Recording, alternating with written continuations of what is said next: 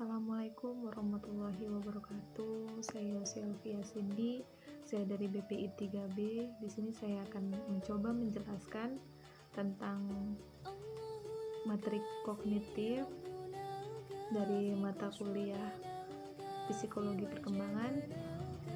Sebelum kita mengetahui apa itu kognitif, kita harus mengetahui psikologi perkembangan dulu, yaitu psikologi perkembangan mempelajari perkembangan dan perubahan aspek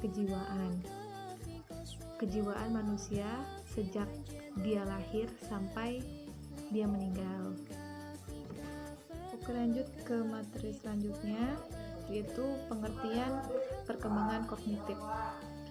Nah, perkembangan kognitif ini dapat dipahami sebagai kemampuan anak untuk berpikir lebih kompleks yang berkaitan dengan pengetahuan, yaitu semua proses psikologis yang berkaitan dengan bagaimana individu itu mempelajari dan memikirkan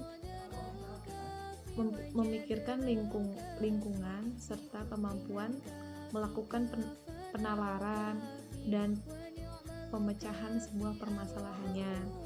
Dan ada proses perkembangan kognitif Piaget. Dalam materi ini meyakini bahwa pemikiran seorang anak berkembang dari bayi sampai dewasa. Menurut teori ini lagi, setiap individu dari bayi sampai dewasa mengalami 4 tahap, yaitu tahap awal atau tahap pertama, yaitu tahap sensorik motorik. Tahap ini dari usia baru lahir sampai 2 tahun. Terus tahap praoperasional dari usia 2 tahun sampai 7 tahun. Terus tahap konkret operasional dari usia 7 tahun sampai 11 tahun. Dan tahap terakhir, tahap operasional formal dari usia 11 sampai ke atas, sampai dewasa itu. Oke, kita bahas materi selanjutnya, kemampuan yang mampu dikuasai anak. Pada tahap ini kemampuan anak berada pada tahap praoperasional. Pada tahap ini anak belum memahami.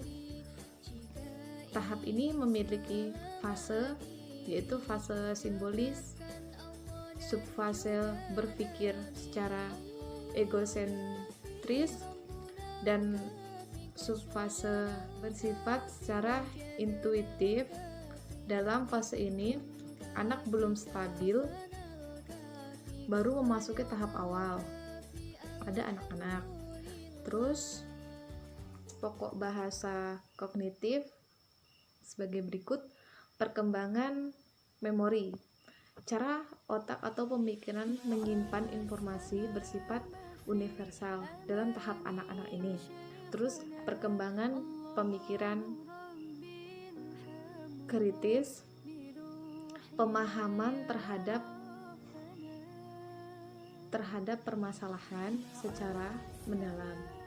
Jadi dia berpikir secara lebih ke perasaan dia sendiri gitu. Terus ada perkembangan kreativitas. Jadi dia mempunyai ide-ide baru yang mungkin dia lebih terpengaruh terhadap lingkungannya dan ide-ide yang menurut anak-anak ini lebih menarik, seperti itu.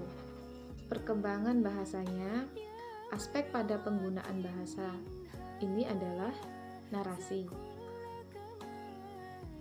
dan lebih ke percakapan. Jadi umumnya pada usia ini berkomunikasi menjadi kompleks dan sulit untuk gimana caranya seorang anak itu memahami dengan kemampuan dia berpikir. Oke, itu aja, kurang lebihnya mohon maaf. Saya Sylvia Cindy pamit undur diri. Assalamualaikum warahmatullahi wabarakatuh.